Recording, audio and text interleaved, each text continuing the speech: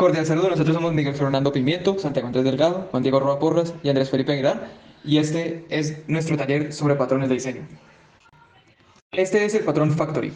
Es un patrón de diseño que permite controlar la creación de objetos a través de una superclase que decide qué clase de objetos crear a través del uso de una interfaz que proporciona métodos para la creación de estos objetos. Para implementar este patrón se crea una interfaz común a todos los productos para que, a través del polimorfismo, la clase Creator pueda manipular los productos creados. Tras esto, se crean implementaciones concretas de los productos a gusto del cliente. Ahora, la clase creadora, Creator, esta retorna los nuevos productos creados.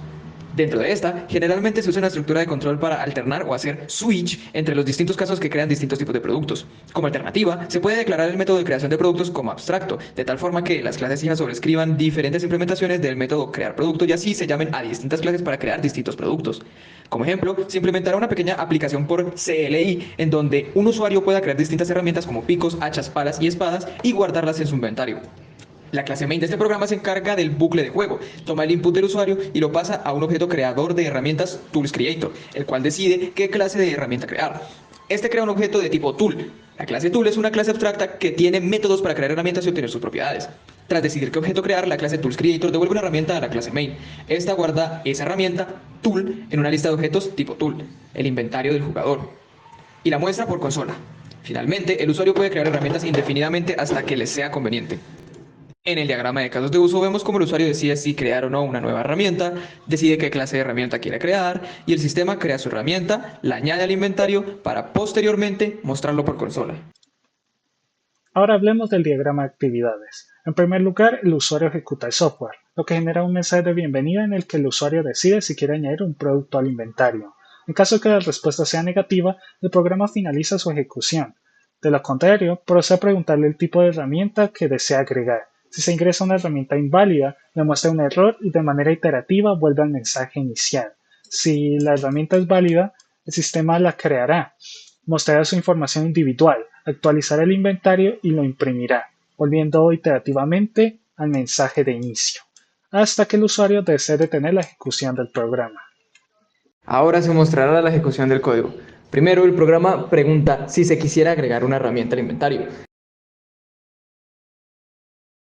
Se dirá que sí y se seleccionará una espada. Tras ingresar el input, la clase main utiliza un objeto de tipo ToolsCreator, el cual crea la herramienta especificada por la entrada del usuario y la guarda en la variable createTool. Tras crear la herramienta, usa el método craftTool para dar una confirmación por consola de que la herramienta fue creada. Luego se añade esta herramienta a la lista y finalmente se muestra el inventario con la función showInventory, que simplemente es un ciclo for each recorriendo todos los elementos de esta lista e imprimiéndolos por consola. Se añadirán más herramientas como otra espada, una hacha, un pico y una pala.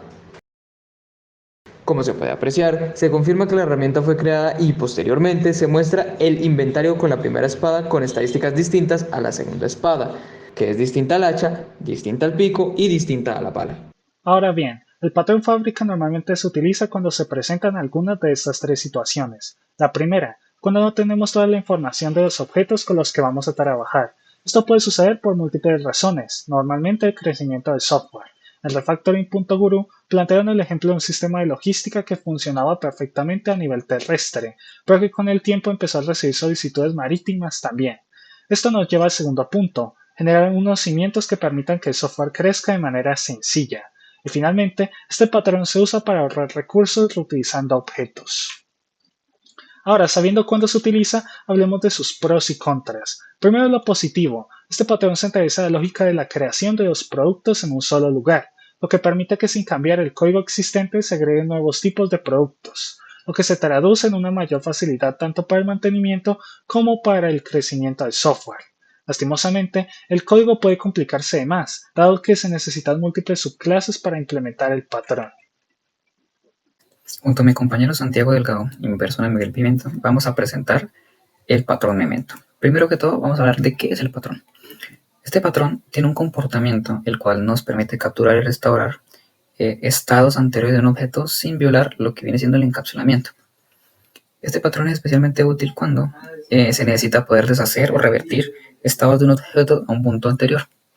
Esto podemos verlo más fácilmente como, por ejemplo, cuando estamos editando un archivo de texto y queremos deshacer los cambios o lo que comúnmente conocemos como un control Z.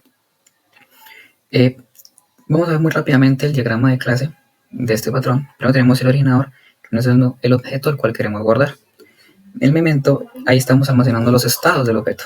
Y el keyTaker vamos a estar almacenando esos momentos sin necesidad de entrar en detalle dentro de lo que es el estado. Vamos a ver más detalle acerca de estas clases. Primero que todo, el originador, como venía diciendo, es el objeto específico al cual yo quiero ir almacenando los estados y también pues restaurarlos. La clase memento viene siendo una instancia para la cual vamos a estar almacenando un momento en específico del originador o de nuestro objeto de interés. El keyTaker gestiona esos momentos y también nos permite acceder a los estados anteriores. Esto podríamos almacenarlo como una lista, permitiendo almacenar múltiples momentos, incluso del mismo objeto. Este tiene varios pros y contras, pero vamos a ver qué pros tiene. Permite implementar la funcionalidad de deshacer sin exponer detalles internos de lo que es el estado del objeto, manteniendo el encapsulamiento. Facilita el almacenamiento de diferentes versiones del estado del objeto, permitiendo al sistema volver a cualquier estado guardado. Como estamos diciendo, el keyTaker nos permite hacer esto, almacenar múltiples momentos de un mismo objeto en específico. ¿Qué contras tiene? Primero que todo, tiende a consumir mucha más memoria RAM. Esto debido a que, digamos, almacenamos múltiples momentos para un mismo objeto. Entonces tenemos el mismo objeto almacenado varias veces. Y entonces pues esto nos va a tender a consumir más almacenamiento. Los cuidadores deben rastrear el ciclo de vida de la originadora para poder destruir mementos obsoletos. Esto lleva a momentos de los cuales ya no son necesarios. Y ahora procedemos a ver lo que sería un ejemplo de uso de este patrón. Un ejemplo de uso podría ser el de un carrito en una página web. En este caso tendríamos un carrito con una lista de productos, un memento que guardaría esa lista de productos igualmente en privado, y un historial que sería el encargado de gestionar las snapshots. En este caso, básicamente, los estados anteriores del carrito. Ya teniendo este diagrama de clases, podemos pasarlo ya a código. Aquí tenemos un pequeño código en Java que tiene el carrito con una lista de productos, un memento y un historial, que básicamente va a ser el encargado de administrar las snapshots o los estados guardados anteriores. Entonces, ejecutamos el código y vemos que tenemos un menú que podemos ver el estado del carrito actual, ver los productos disponibles, eliminar un producto, guardar el carrito en el estado actual y restaurar el carrito al último punto de guardado. Vamos a ver el carrito, está vacío. Vamos a guardar un punto de control, por así decirlo, un snapshot con el estado del carrito actual. Y vamos a agregar un producto, en este caso la Nintendo Switch. Bien, podemos ver en el carrito que aquí está la Nintendo Switch. Nuevamente el usuario simplemente decidió salirse y guardar el carrito en ese punto. Y entonces lo guardó. Al día siguiente vino y agregó dos productos más. El control Bluetooth y también agregó el juego de Halo. Bien, entonces vamos a ver el carrito. Y observamos que tiene la Nintendo Switch, el control Bluetooth y el juego de Xbox. Pero simplemente no los quería, solamente probó agregarlos para ver cuánto, si le excedía en la cartera, en el presupuesto que tenía, y se dio cuenta de que sí. Entonces quiere restaurar el carrito anterior, en el cual solamente tenía la Nintendo Switch.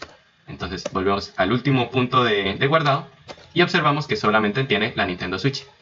Nuevamente, si él se sale o quisiera restaurar el anterior punto de guardado, el primero que hicimos de todos, pues es básicamente el carrito vacío.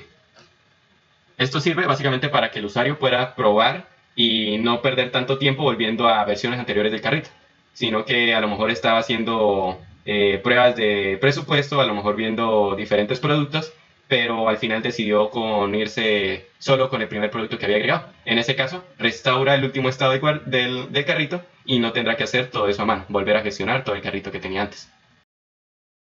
Muchas gracias por su atención.